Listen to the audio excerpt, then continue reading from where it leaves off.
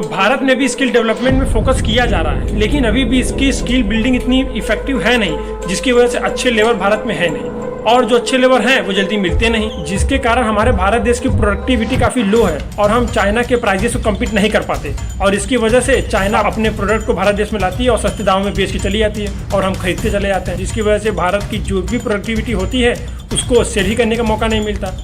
अगर चाइना की मार्केट की बात करें तो पूरी दुनिया में जो एसी है वो 80% एसी चाइना बनाती है और 70% स्मार्टफोन चाइना बनाती है, 60% शूज वो भी चाइना बनाती है और 74% सोलर पैनल भी चाइना बनाती है। आखिर चीन में बने सामान सस्ते क्यों होते हैं और भारत में बने सामान महंगे क्यों होते हैं? ये विचार तो हमारे आपके मन में अक्सर आते होंगे। तो चलिए इस वीडियो में आपको इसी बारे में बताने वाला हूँ कि क्या कारण है, क्या रीजंस हैं जिसकी वजह से चाइना का माल इतना सस्ता होता है, भारत सामान इतना महंगा।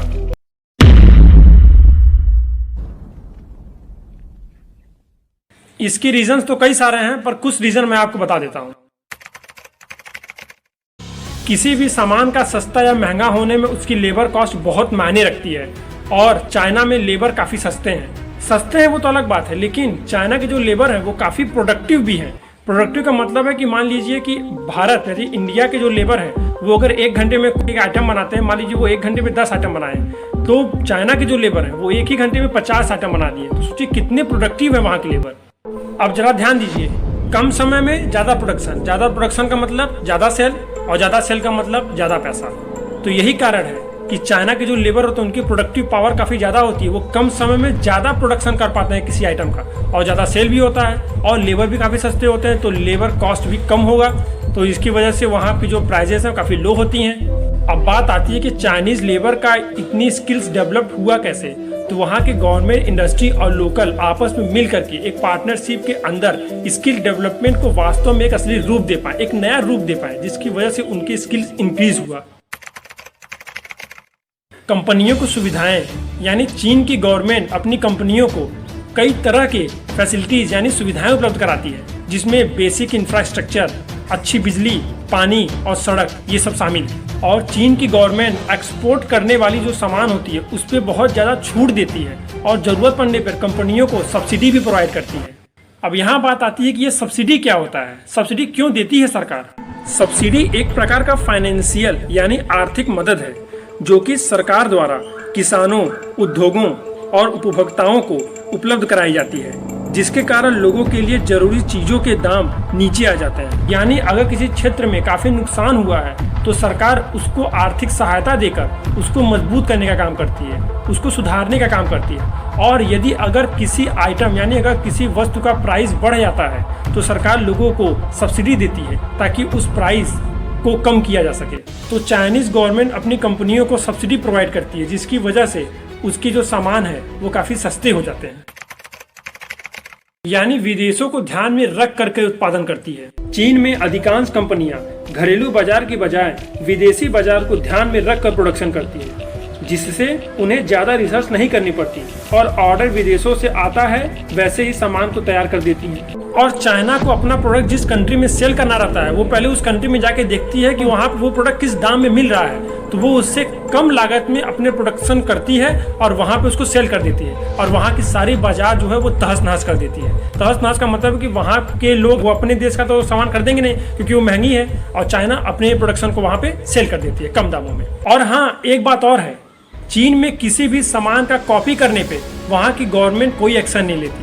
कॉपी करने का मतलब है कि अगर मान लीजिए कि कोई एक प्रोडक्ट अमेरिका से चाइना में आया या फिर भारत का कोई प्रोडक्ट चाइना में आया, तो चाइना में क्या करती है कि उस प्रोडक्ट को पूरी तरह से ओपन कर लेती है और कैसे बना है, इसका प्रोडक्शन कैसे हुआ उसको जान करके उसका कॉपी तैयार कर लेती है और अधिक मात्रा में उसको बेच देती है। तो इस पे गवर्नमेंट कोई एक्शन नहीं लेती, तो इसी वजह से चाइनीज आइटम काफी सस्ते होते हैं। अब बात आती है कि भारत के सामान इतने महंगे क्यों होते हैं। तो इसमें पहला कारण है कि बिजली की समस्या। हमारे देश में बिजली की समस्या हमेशा से रही है और ज़्यादातर जगहों पे तो 24 घंटे बिजली रहती ही नहीं। तो यही कारण है कि जो कंपनियां आती हैं या फिर जो भारत की कंपनियां हैं वो जनरेटर का इस्तेमाल करती है, जिसमें उनको तेल डालना पड़ता है और इसीलिए सामान का जो कॉस्ट होता है वो बढ़ जाता है, क्योंकि वो तेल का भी तो लागत निकालना है उनको, उसी में उसका कॉस्ट को वो इंक्रीज कर देती हैं, इसीलिए सामान महंगे हो जाते हैं। हालांकि बिजली वाली समस्या पे सुधार काफ़ी तेज़ी से हो रहा है। हमारे देश में चीन की तुलना में ट्रांसपोर्ट भी थोड़े महंगे हैं और यहाँ की सड़कें भी उतनी अच्छी हैं नहीं, जिसकी वजह से सही समय पे सामान को नहीं पहुँचाया जा सकता है, जिसकी वजह से सामान में जो कॉस्ट है वो और बढ़ जाती है। और वही चीन में जो सड़कें होती हैं वो काफ़ी अच्छी हैं और वहाँ पे ट्रांसपोर्ट भी काफ़ी सस्ती होती हैं। अब जो मैं ये कारण बताने जा रहा हूँ, मेरे समझ से ये सबसे बड़ा रोड़ा है किसी सामान को बढ़ाने के लिए, उसके प्राइस को बढ़ाने के लिए, करप्शन यानी भ्रष्टाचार। भारत में जब भी कोई नई फैक्ट्री लगाता है तो उसे बहुत सी कागजी कार्रवाई से गुजरना पड़ता है और जगह जगह चक्कर काटने पड़ते हैं और जितनी जगह जाना पड़ता है वहाँ अधिकारी लोग बिना पैसे लिए काम नहीं करते। और ये भी वजह है कि जो वो पैसे देते हैं उसके लागत को निकालने के लिए अपने प्रोडक्शन में उस पैसे को ऐड कर देते हैं, जिसकी वजह से जो उनका प्रोडक्ट होता है वो और महंगा हो जाता है। जैसा कि मैंने आपको पहले ही बता दिया है कि गवर्नमेंट सब्सिडी क्यों देती है कंपनियों को, तो भारत में भी कंपनियों को सब्सिडी मिलता है, लेकिन वो सब्सिडी उतनी नहीं होती जितना कि चीन अपने कंपनियों को देता है, जिसकी वजह से जो प्रोडक्शन होता है उसकी कॉस्ट उसका आइटम की काफ़ी ज़्यादा हाई होती है। तो यही सब कारण है जिसकी वजह से चाइनीज़ आइटम जो होती हैं वो काफ़ी सस्ती होती हैं और इंडियन आइटम काफ़ी महंगी होती हैं। और लेकिन एक बात आती है क्या, वो है देश प्रेम की।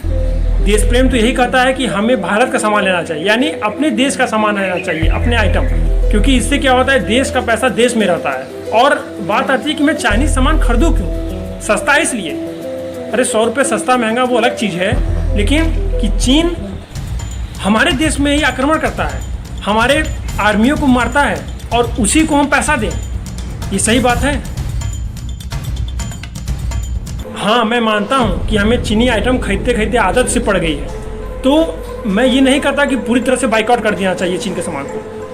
कभी कुछ एक नियम बनाए कि कोई एक टारगेट रखें कि 1 हफ्ते तक चीनी आइटम नहीं लेना है, केवल भारत का सामान लेना है, या फिर अगर ज़्यादा बढ़ाना हो तो 1 महीने तक कर सकते हैं आप, 1 महीने तक चीनी आइटम नहीं लेना है, भारतीय सामान लेना है। तो इससे कम से कम ये आदत बढ़ती चली जाएगी और इस आदत को आप इंक्रीज़ करिए, जिसकी वजह से आप भारतीय सामानों पर ज़्यादा डिपेंडेंट हो जाएगी, स्वदेशी सामान यही लेना है हमको, इसी से ही हमारी इकोनॉमिक ग्रोथ होगी। इस वीडियो को अपने यार दोस्तों के साथ शेयर कीजिए ताकि वो लोग भी जान सकें कि क्या कारण है भारत चीन से पीछे क्यों है और इसके सामान क्यों इतने महंगे होते हैं। वीडियो अच्छा लगा तो वीडियो को लाइक करना मत भूलिएगा, वीडियो को शेयर कीजिए और अब तक आपने अगर स्टीव फैट को सब्सक्राइब नहीं किया है तो इस चैनल को सब्सक्राइब कीजिए, ये ज़रूरी है। और ऐसे ही आपको नोटिफिकेशन आती रहेंगी, इसके लिए आपको ये बेल आइकन भी प्रेस करना पड़ेगा। वीडियो देखने के लिए आप सभी का तहे दिल से बहुत बहुत धन्यवाद।